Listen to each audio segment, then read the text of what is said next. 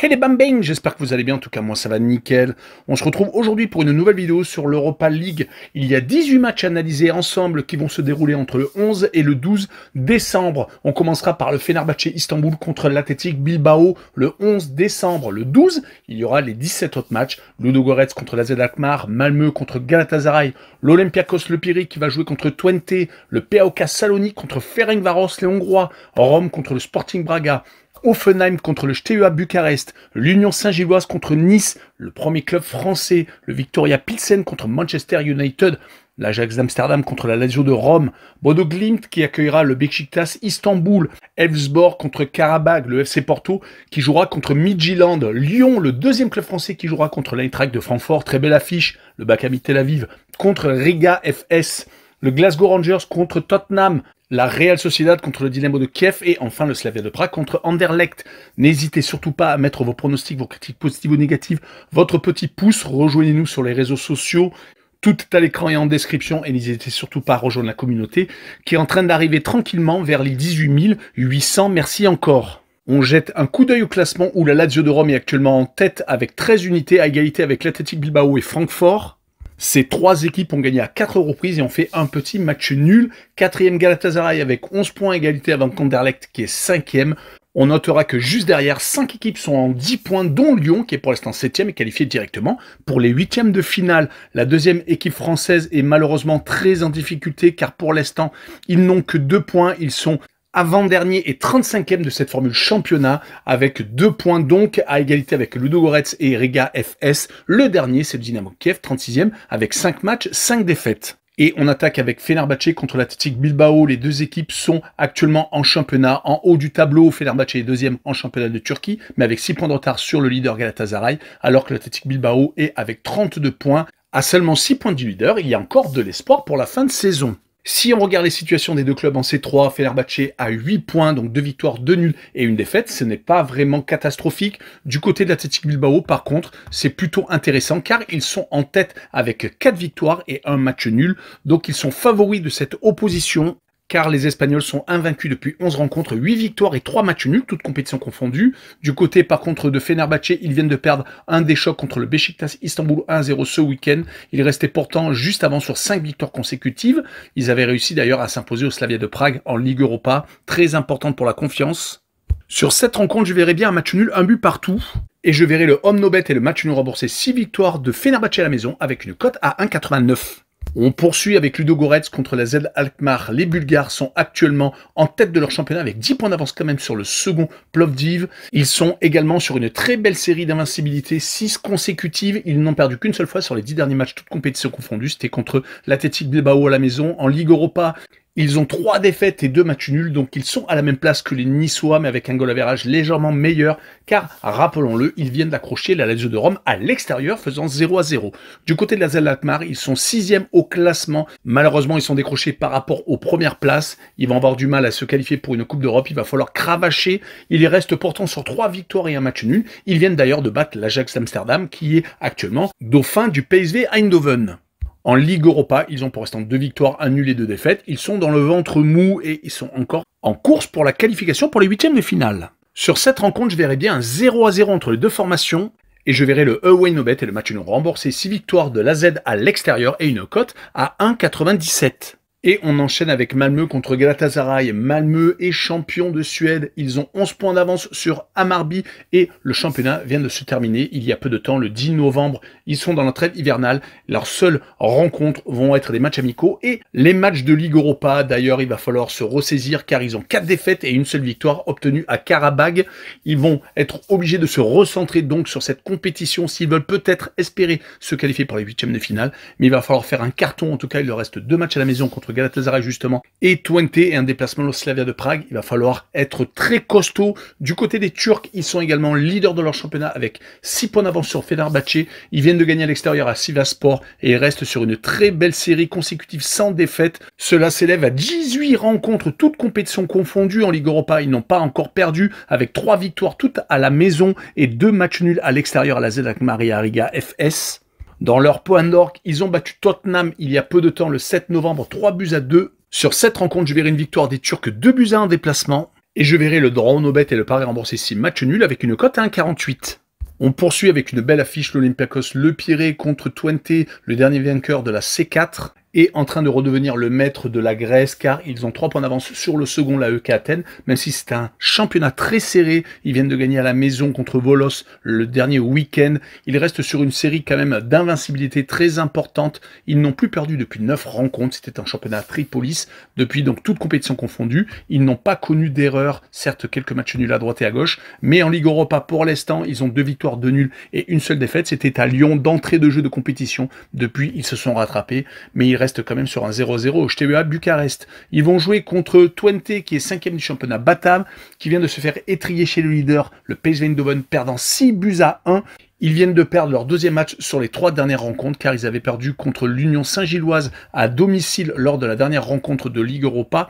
Ils ont, sur les 5 d'ailleurs matchs de cette compétition, fait 3 partages de points et 2 défaites, toutes à la maison. Donc il va falloir peut-être obtenir un résultat à l'extérieur, mais sur cette rencontre, je verrai l'Olympiakos Le Pirée s'imposer sur le score de 2-1 et je verrai les deux équipes qui marquent avec une cote à 1,70. Le match suivant est le PAK Salonique contre Ferencváros. Les Grecs sont en embuscade en championnat donc de Super League avec 3 points de retard sur le leader l'Olympiakos Le Pirée et à égalité avec le second la EK Athènes. Ils viennent d'enchaîner beaucoup de très bons résultats, surtout à l'extérieur, où ils viennent de gagner leurs 3 derniers déplacements. Ils viennent surtout de remporter leur première victoire à l'extérieur à Riga FS, le club letton, 2-0, ce qui les relance un petit peu dans une éventuelle qualification pour les barrages des 8e de finale, car avec 3 défaites, 1 nul et donc 7 victoires, ils peuvent encore espérer accrocher la 24e place, mais il va falloir gagner. Ferencváros, le club hongrois, est second derrière le leader Puskás, mais ils ont un match en moins. Ils peuvent repasser donc en tête. Ils viennent de gagner ce week-end un match très important contre une équipe mal classée. Mais attention, car c'est une équipe qui se fait quand même pas mal accrocher, surtout dans son championnat national, où avant cette victoire ce week-end, ils avaient perdu contre Debrecen et avaient fait 2 partages de points contre Újpest et également contre le 4e de son championnat. Par contre, en Ligue Europa, c'est plutôt très bien avec 3 victoires consécutives contre Nice, justement, le club français, Dynamo de Kiev, et contre Malmö. Ils avaient commencé par 2 défaites consécutives. Donc, avec 9 points, ils sont en embuscade pour se qualifier peut-être directement pour les 8e de finale. Sur cette rencontre, je verrai bien un 2 buts partout entre les deux formations, avec le plus de 2 buts sur la rencontre et une cote à 1,44. On enchaîne avec l'AS Rome contre le Sporting Braga. L'AS Rome est en crise, car certes, ils viennent de gagner contre Lecce 4-1 ce week-end, mais ils restaient sur une série beaucoup trop importante de revers, des partages de points qui pouvaient peut-être donner espoir, comme à Tottenham lors de la dernière journée de Ligue Europa, mais quand on vient d'enchaîner 4 défaites et 2 matchs nuls, ce n'est pas normal vu le calibre de cette formation. En tout cas, en C3, c'est 3 partages de points contre l'Athletic Bilbao, contre l'Union Saint-Gilloise et donc contre les Anglais, une seule victoire contre le Dynamo Kiev et une défaite à Elfsborg en Suède. Il va falloir continuer à prendre des points et pourquoi pas une victoire contre des Portugais qui sont 5e dans leur championnat en Liga Sagres. Ils ont également fait match nul à la maison contre Estoril. Ils restaient pourtant sur 3 victoires consécutives en Coupe du Portugal, également contre Hoffenheim en Ligue Europa. D'ailleurs, dans cette compétition, pour l'instant, c'est 2 victoires, 1 nul et 2 défaites contre l'Olympiakos Le Pirée et contre Bodo Glimt à la maison. Sur cette rencontre, je verrai une victoire de l'AS Rome, seulement 1-0, et je verrai la combinaison double chance 1N et moins de 3,5 buts sur la rencontre avec une cote 1,66. Et on continue avec le STEA Bucarest qui va se déplacer à Hoffenheim en Allemagne.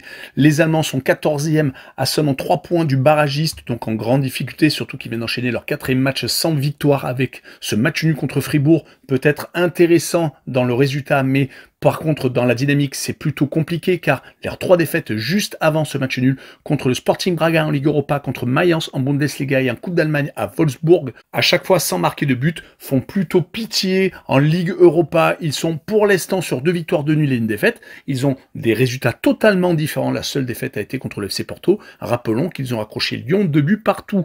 Du côté du STEA Bucarest, donc ils sont seconds en championnat de Roumanie avec le même nombre de points que le premier, l'Université de Cluj. Ils viennent de gagner leur 3e match consécutif avec une victoire à la maison contre une équipe qui est mal classée. Ils ont en Ligue Europa des résultats de haut de tableau avec 3 victoires, 1 nul et une défaite. Ils font partie des équipes qui sont donc directement qualifiées pour les 8e de finale actuellement. Sur cette rencontre, je verrai bien un partage de points, un but partout. Et je verrai le moins de 3,5 buts sur la rencontre avec une cote à 1,47. On continue avec une des rencontres qui nous intéresse le plus, l'OGC Nice qui va se déplacer à l'Union Saint-Gilloise. Les Français n'ont plus le choix avec seulement 2 petits points en 5 rencontres. Ils sont au pied du mur et sont pour l'instant éliminés de toute compétition. Ils viennent certes de gagner en Ligue 1 contre le Havre, continuant à être très bien placés, 6e d'ailleurs au classement, à 6 points du podium. On rappellera que sur les 10 derniers matchs de championnat de France, ils n'ont perdu qu'une seule fois, c'était contre Lyon. Sinon, ils ont enchaîné des belles victoires et beaucoup de partage de points. Ils vont se déplacer en Belgique contre une équipe qui est 7e de son championnat, qui n'avait pas l'habitude d'être aussi mal classée à ce stade de la compétition, mais qui se ressaisit actuellement, qui ne perd plus depuis 9 rencontres, toutes compétitions confondues, qui en Ligue Europa a réussi à s'imposer à Twente avec une victoire, 2 nuls et 2 défaites. Ils sont en train de se replacer pour une éventuelle qualification pour les barrages de cette C3. Sur cette rencontre, je verrai quand même une victoire belge 2-1.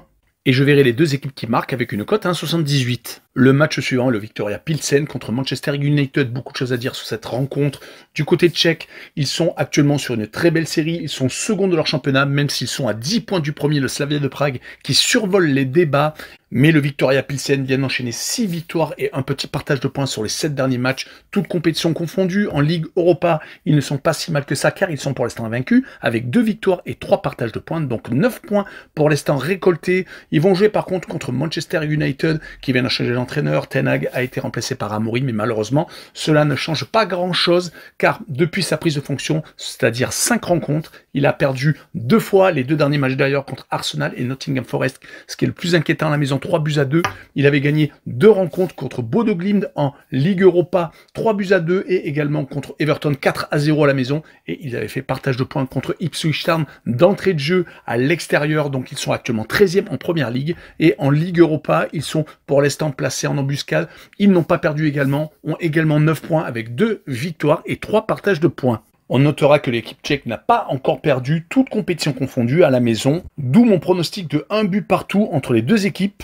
Et je verrai également le plus de 0,5 buts pour l'équipe à domicile avec une cote à 1,51. On continue avec une très belle rencontre, l'Ajax d'Amsterdam contre la Lazio de Rome. Le club batave est 3e de son championnat, mais totalement largué par rapport au PSV Eindhoven. Même s'ils les ont battus il n'y a pas si longtemps que ça, il y a moins d'1 mois. Mais depuis, malheureusement, 2 défaites. Une en Ligue Europa contre la Real Sociedad, une contre la AZ Alkmaar ce week-end dans un des matchs au sommet. Et également contre Utrecht, le second du classement qui est juste au-dessus d'eux. Ils avaient fait 2 buts partout à la maison. En Ligue Europa, par contre, à part la défaite en Espagne, ils ont enchaîné 3 victoires et 1 partage de points. Donc, ils sont dans les 8 meilleurs premiers pour l'instant de cette phase championnat de Ligue Europa. Donc, tout est encore jouable pour se qualifier directement. Mais ils vont jouer contre la Lazio de Rome, qui est justement en tête de cette C3 avec 4 victoires et 1 match nul. Ils ont réussi à accrocher à leur tableau de chasse le Dynamo de Kiev, Nice, Twente et le FC Porto, ne se faisant accrocher que contre Ludogorets lors de la dernière rencontre 0-0. Par contre, en Serie A, ils sont actuellement 5e à 3 points seulement du leader. Ils ont encore l'espoir peut-être d'être champions d'Italie. Ils viennent surtout de gagner donc chez l'ancien leader qui est donc maintenant second. Et on pourra également noter que sur les 10 derniers matchs, toutes compétitions confondues, c'est tout de même 8 victoires, un match nul contre les Bulgares et également une défaite contre Parme. Sur cette rencontre, je verrai une victoire laziale à l'extérieur 1-0 avec la double chance N2 et une cote à 1,68. Le match suivant est Bodo Glimt contre le Beşiktaş Istanbul. Les Norvégiens sont champions de Norvège avec 3 points d'avance sur Brann Bergen. Ils viennent d'ailleurs de remporter leur dernier succès le 1er décembre, c'était contre Lillestrøm à la maison, 5-2. Ils vont maintenant enchaîner les matchs de Ligue Europa où ils viennent de perdre leurs 2 dernières rencontres contre Karabag à la maison. Les Azeris se sont imposés 2-1 et contre Manchester United où ils ont perdu 3-2 en déplacement. Ils avaient pourtant attaqué par 2 victoires dont une contre le FC Porto et également contre l'autre club portugais, le Sporting Braga, et ils avaient fait 0-0 en Belgique à l'Union Saint-Gilloise. Ils vont recevoir le Beşiktaş Istanbul qui vient de gagner un match très important contre le Fenerbahçe dans un derby très serré. Ils sont actuellement 5e et sont décrochés malheureusement du podium. Rappelons qu'ils ont déjà gagné un titre à la Supercoupe de Turquie, gagné contre le Galatasaray, gagné 5-0 en plus, mais depuis c'est beaucoup moins bien. Certes, ils ont gagné ce week-end, mais ils restaient juste avant sur 4 matchs consécutifs sans victoire. En Ligue Europa, ils ont gagné à Lyon, mais c'est seulement 2 victoires et 3 défaites, dont 2 déjà à la maison contre le Maccabi Tel Aviv, ce qui est un peu plus embêtant, et contre Francfort. Sur cette rencontre, je verrai une victoire de Bodo Glimt 3-2. Et je verrai la combinaison double chance 1N et plus de 2,5 buts sur le match avec une cote à 1,94. On continue avec Elfsborg contre Karabag. Elfsborg a fini 7e du championnat suédois, donc ne participera pas à une compétition européenne la saison prochaine. Ils sont actuellement en train d'enchaîner les matchs amicaux comme contre Djurgården et Häcken, deux autres équipes suédoises. Ils ont au milieu perdu contre l'Athletic Bilbao 3-0 en Ligue Europa. En C3 d'ailleurs, c'est pour l'instant 3 défaites, une seule victoire contre l'AS Rome en plus et un match nul contre le Sporting Braga à la maison d'ailleurs. Ils n'ont pas encore perdu. Ils vont jouer contre des Azeris qui sont actuellement deuxième de leur championnat avec un match en retard mais avec un point de retard sur le leader. Ils viennent d'enchaîner 3 matchs sans défaite, une en Coupe d'Azerbaïdjan gagnée contre Kabbalah et également une victoire en championnat et un match nul contre le 5e Azeri. Ils ont en Ligue Europa réussi à s'imposer une seule fois, c'était à Bodo Glimt, sinon c'est 4 défaites. Donc ils sont actuellement très mal classés et totalement éliminés de toute compétition européenne. Sur cette rencontre, je verrai une victoire de Elfsborg 2-0 à la maison. Et je verrai le draw no bet et le pari remboursé ici. Match nul avec une cote à 1,88. Le match suivant, le FC Porto contre Midtjylland. Les Portugais sont actuellement 3e de leur championnat à 2 points du leader, le Sporting du Portugal, en énorme perte de vitesse depuis le départ d'Amorim, leur entraîneur parti en Angleterre à Manchester United, en tout cas le FC Porto. Ces derniers temps ont été quand même accrochés, que ce soit contre Anderlecht en Ligue Europa lors de la dernière rencontre ou contre Famalicão lors du dernier déplacement. Dommage car ils seraient peut-être déjà à la hauteur du Sporting. Si on voit les derniers résultats, c'est une énorme perte de vitesse quand même avec 2 défaites contre Benfica, 4-1 en plus et contre Moreirense, ça c'était en Coupe du Portugal où ils ont été sortis, donc c'est 2 partages de points que je viens de dire et une seule victoire, c'était contre Casa Pia à la maison. En Ligue Europa, leur bilan est plutôt inquiétant pour une équipe de ce standing, une seule victoire contre Offenheim, le club allemand à la maison, 2 partages de points contre Anderlecht, les Belges, et contre Manchester United, où ils perdaient d'ailleurs 3-0 et sont revenus du diable Vauvert. Ils ont quand même perdu à 2 reprises, en Norvège contre Bodo Glimt et en Italie contre la Lazio. Donc avec seulement 5 petits points, ils sont encore loin d'être qualifiés. Ils vont jouer contre Midtjylland, le club danois qui a égalité avec le FC Copenhague en tête de son championnat de Superligaen. Ils ont ces derniers temps eu quelques ratés avec 3 défaites sur les 5 derniers matchs, toutes compétitions confondues, et seulement 2 victoires acquises contre des équipes mal classées du championnat danois. En Ligue Europa, tout est encore jouable car ils ont pour l'instant 2 victoires, 2 défaites et un petit match nul, donc avec 7 points, tout est encore possible. Sur cette rencontre, je verrai le FC Porto s'imposer 2-0 avec les 2 équipes qui ne marquent pas, une cote à 1,87. On enchaîne avec Lyon qui joue contre l'Eintracht de Francfort. Les Lyonnais sont actuellement dans une très grosse série positive. Ils viennent de gagner 3 fois consécutivement avec au moins 3 buts marqués, 4 contre Karabag lors du dernier déplacement en Ligue Europa en Azerbaïdjan, un 4-1 contre les Niçois à la maison et un 3-0 mis à Angers. Ils sont actuellement 5e du championnat de Ligue 1 à seulement 4 points du podium et de la seconde place. Ils n'ont perdu que 2 fois sur les 15 derniers matchs, une fois contre Marseille, mais c'était vraiment sur un match où ils auraient pu largement gagner, et également contre le Beşiktaş Istanbul lors d'une réception en Ligue Europa. D'ailleurs, ça a été leur seul revers dans cette C3 où ils ont gagné à 3 reprises, ont fait un match nul en Allemagne contre Offenheim et ont donc perdu contre les Turcs. Ils se retrouvent donc très bien placés pour être qualifiés directement pour les 8e de finale. Attention tout de même car à domicile, toute compétition confondue, ils ont déjà connu 3 fois des revers, que ce soit donc en Ligue Europa ou en Ligue 1. Ils sont pour moi meilleurs en déplacement où ils n'ont rien à perdre, où ils n'ont perdu qu'une seule fois. C'était à Rennes le 18 août. Du côté de Francfort, ils sont actuellement dauphins du Bayern de Munich, ont certes 6 points de retard, où ils viennent de se faire accrocher d'ailleurs à la maison contre Augsbourg. Ils avaient perdu contre Leipzig, une défaite qui les élimine de la Coupe d'Allemagne. Dommage car avant, ils étaient vraiment insurmontables à jouer. Ils restaient sur 7 victoires consécutives, toutes compétitions confondues. En C3, ils ont pour l'instant un bilan de 4 victoires. Victoire contre le Beşiktaş Istanbul, Riga FS, Slavia de Prague et donc chez Midtjylland. Et ils avaient fait 3 buts partout lors de la première journée contre le Viktoria Pilsen. Ils sont donc dans le trio de tête. Sur cette rencontre, je verrai bien un 2 buts partout entre les 2 formations. Et je verrai le home no bet et le match nul remboursé, ces victoires de Lyon à la maison avec une cote à 1,97. On poursuit avec le Maccabi Tel Aviv contre Riga FS.